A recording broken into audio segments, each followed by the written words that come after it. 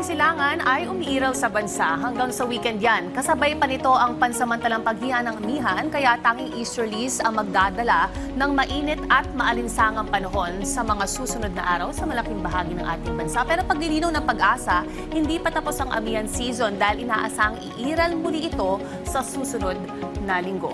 Bukas, asahan ang fair weather o generally good weather sa malaking bahagi ng bansa. Posibleng makaranas lang ng isolated rain showers o pulu-pulong pag-ulan o panandaliang mahinang pag-ulan sa hapon sa ilang bahagi, lalo na sa Mindanao. Samantala, ito naman ang lagay ng panahon sa ilang mga destinasyon sa bansa sa mga susunod na araw.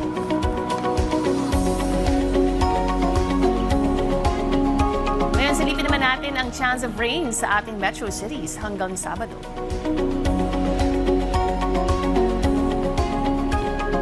Keep safe at stay dry. Laging tandaan may tamang oras para sa bawat Pilipino. Panapanahon na yan.